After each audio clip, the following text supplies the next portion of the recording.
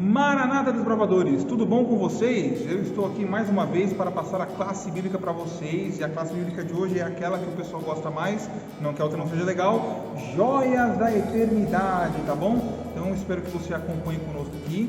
E não se esqueça, precisa curtir, comentar, compartilhar esse vídeo com seus amiguinhos. E para você que é membro do Clube Tribo de Judá, sabe que nós conferimos aí toda semana no clube, né? Fazemos aquela pequena revisão e vale talentos. Então anote todos os versos que nós estamos passando aí, estude bastante, tá bom? E antes de começar, não pode esquecer aquela introdução que eu gosto tanto. Coloca aí, editor.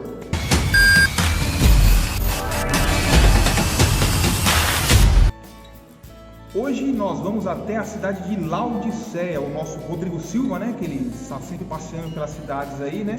A cidade de Laodiceia é uma cidade muito importante, inclusive, né, profeticamente falando, nós estamos vivendo na época da igreja de Laodiceia.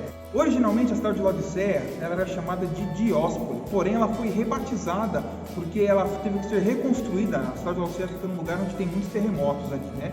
Ela foi reconstruída por um imperador chamado Antíoco II Theos, eu acho que é isso que é o nome dele. Se não for, você dá uma conferida aí na sua apostila, tá bom?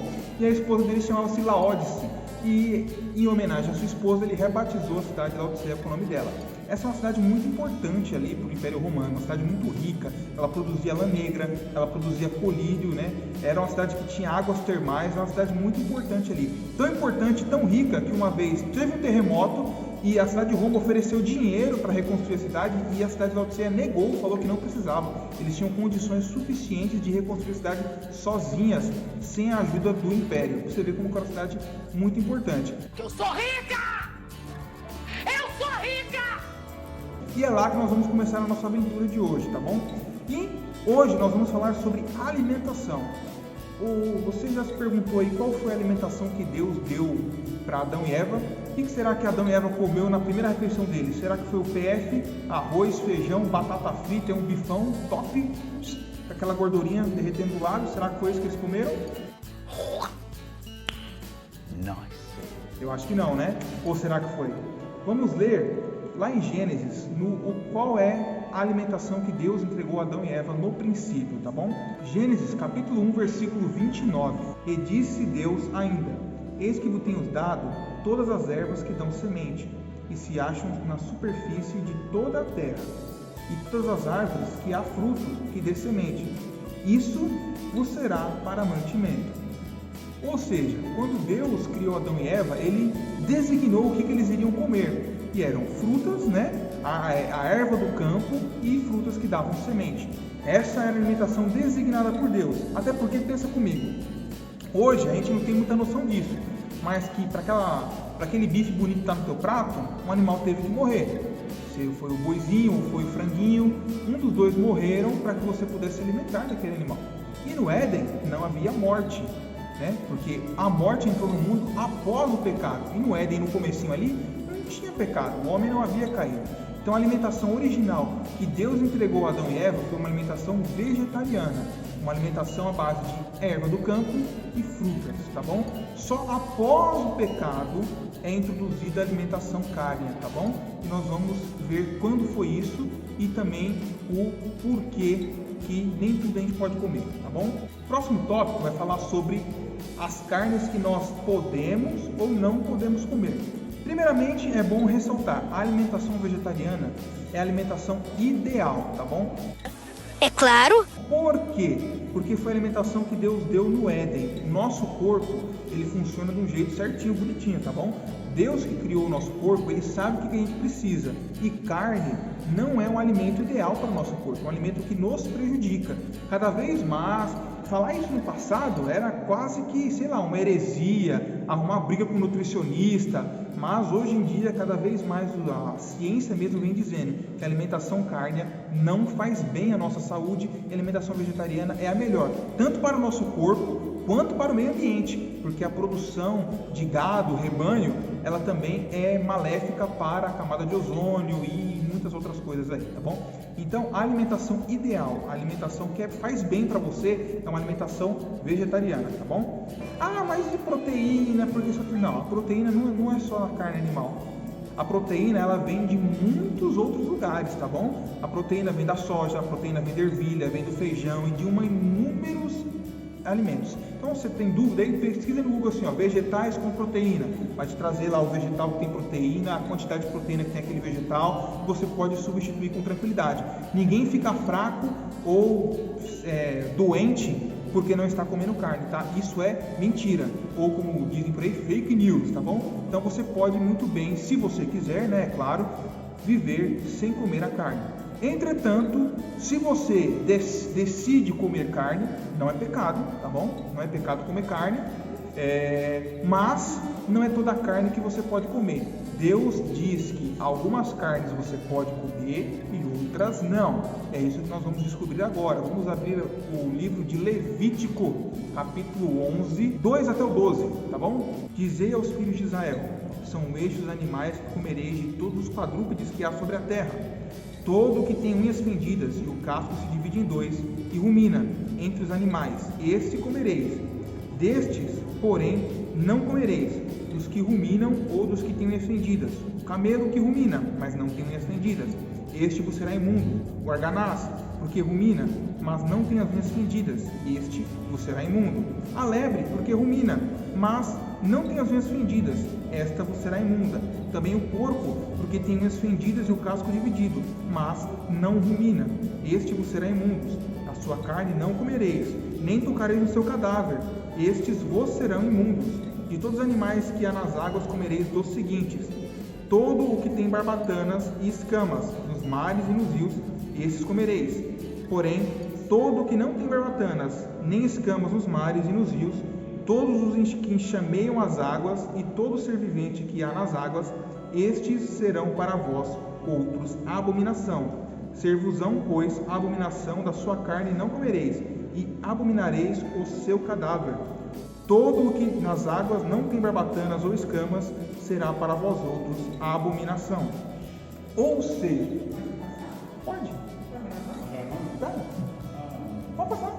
Pode passar. Esse é problema do editor. Você percebeu, já deixou de lá no corte. Ele ajuda.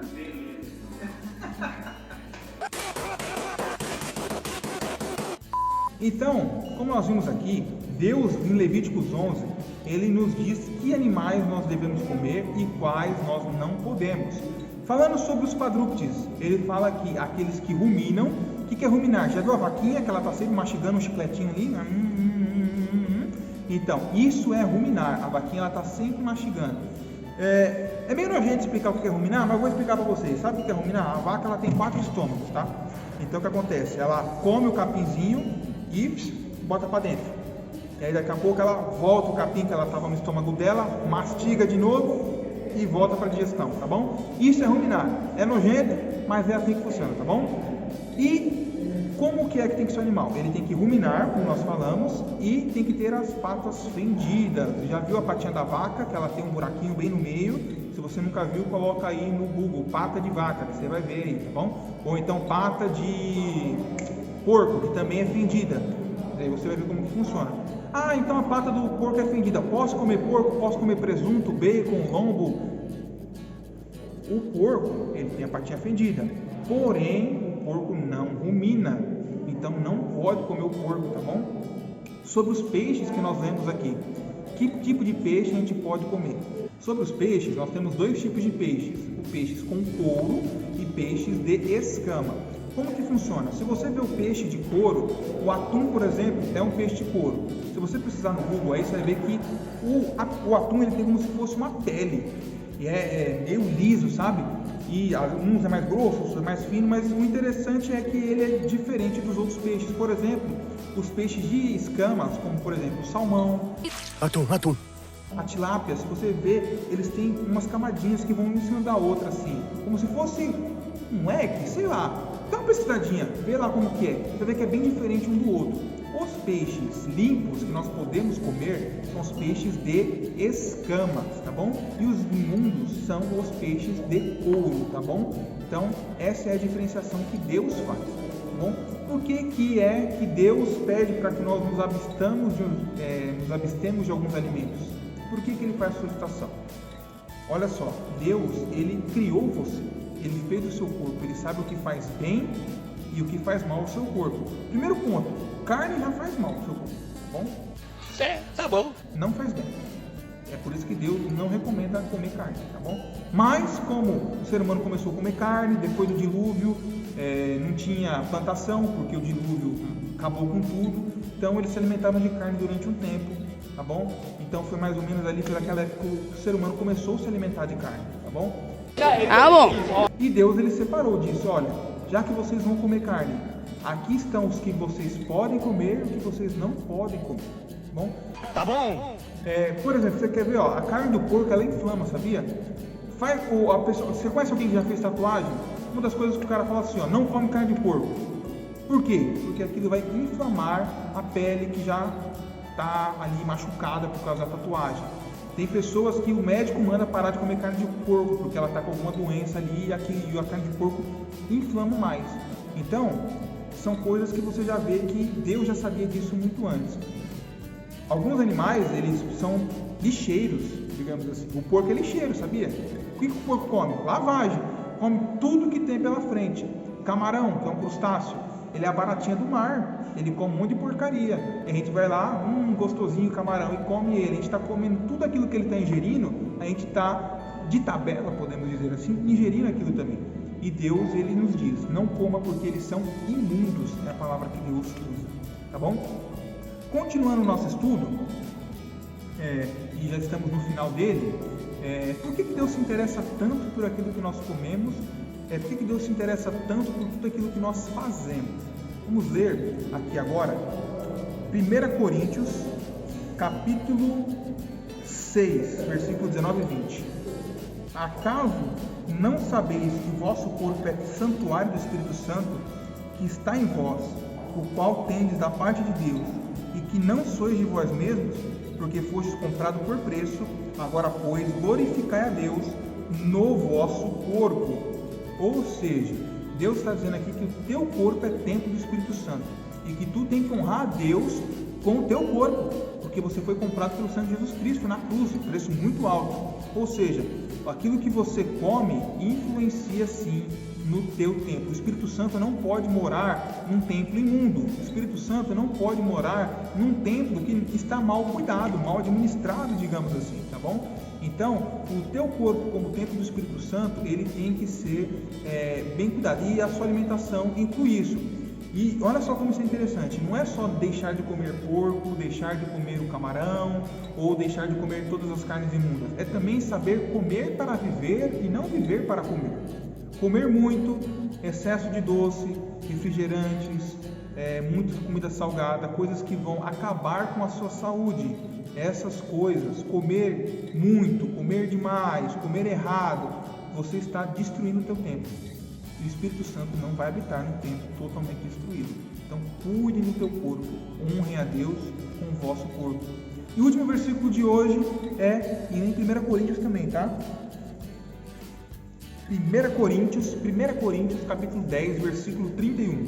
Portanto, quer comais, quer bebais, ou façais qualquer outra coisa, fazei tudo para a glória de Deus. Olha só, tudo que você vai fazer, seja até o comer ou beber, fazei para a honra e glória de Deus. Então, essa é o estudo de hoje, tá bom? Então, que vocês aí vigiem naquilo que vocês estão comendo, tá bom? Se puderem e quiserem, sejam vegetarianos, pois é o regime alimentar ideal, tá bom? Pesquise aí, não fique só com aquilo que eu estou te falando, pesquise. O regime ideal é o vegetariano. Se você puder e quiser, faça isso. Caso você não queira ser vegetariano, se abstenha das carnes imundas.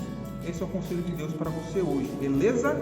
Então, espero que você tenha gostado do nosso estudo de hoje, mas ainda não acabou. Como você sabe, juntamente com a classe bíblica, nós estamos fazendo a especialidade de rochas, tá bom? E qual que é a atividade de hoje?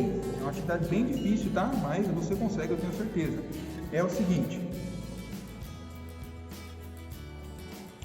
você precisa fazer uma coleção de pelo menos 8 espécies de rochas diferentes. Como você está estudando aí as rochas, né?